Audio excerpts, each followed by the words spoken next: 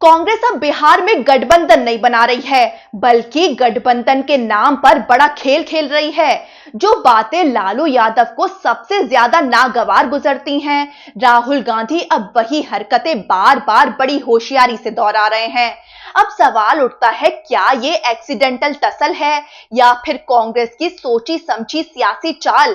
क्यों कांग्रेस अब आरजेडी के लिए एक दोस्त कम और सिरदर्द ज्यादा बन चुकी है? चलिए इसकी परतें एक एक करके खोलते हैं और आपको समझाते हैं कि कैसे राहुल गांधी ने लालू यादव की राह में एक एक कर कांटे बिछा दिए हैं और तेजस्वी यादव के लिए महागठबंधन को महासंकट बना दिया है। लालू यादव के लिए पहली ठोकर है कन्हैया कुमार की एंट्री।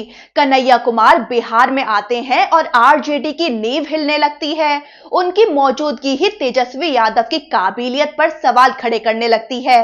लालू यादव को डर है कहीं कांग्रेस तेजस्वी यादव की जगह नया चेहरा न तैयार कर रही हो और यही डर कांग्रेस और आरजेडी के रिश्तों को जहर में बदल रहा है। दूसरा झटका है कांग्रेस के जरिए पप्पू यादव की वापसी।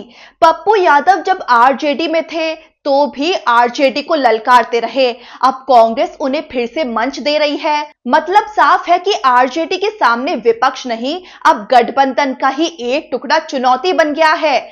आपको याद दिलाएं तो 2024 के लोकसभा चुनाव में भी पप्पू यादव को हराने के लिए लालू यादव ने कम प्रयास नहीं किए थे। तेजस्वी यादव ने तो पूर्णिया में डेरा भी डाल दिया था, लेकिन पप्पू यादव को हरा नहीं पाए थे।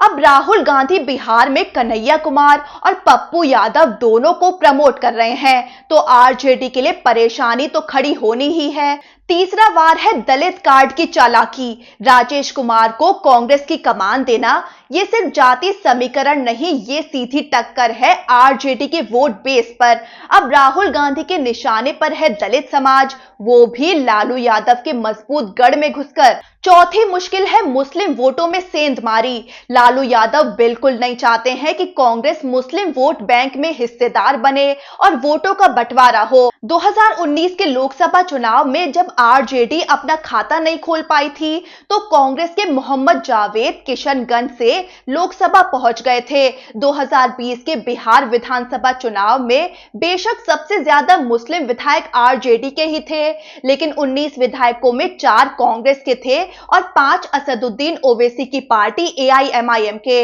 लेकिन लालू यादव की कोशिश यही है कि कांग्रेस ज्यादा हिस्सेदारी न ले पाए। पांचवी दरार है जातिगत जनगणना पर दो मुही पॉलिटिक्स।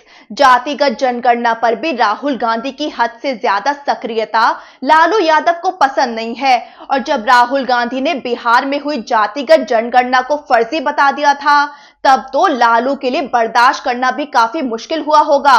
लालू यादव इसे सबसे बड़ा सामाजिक सुधार मानते हैं और राहुल गांधी बिहार की जनगणना को ही फर्जी बता देते हैं।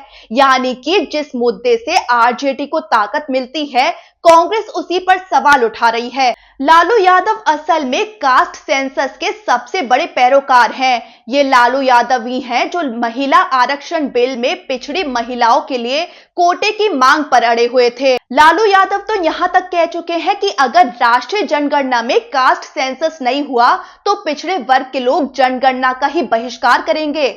और राहुल गांधी है कि इस मामले में भी लालू यादव को चैलेंज कर रहे हैं। अब इस उथल पुथल से तो साफ होता है कि बिहार में कांग्रेस अब आरजेडी की साझेदार नहीं, चुनौतीकार बनकर सामने आ रही है। अब देखना यह है कि तेजस्वी यादव इसे कैसे संभालते हैं या फिर उन्हें कांग्रेस का साथ छोड़ने पर मजबूर होना पड़ेगा।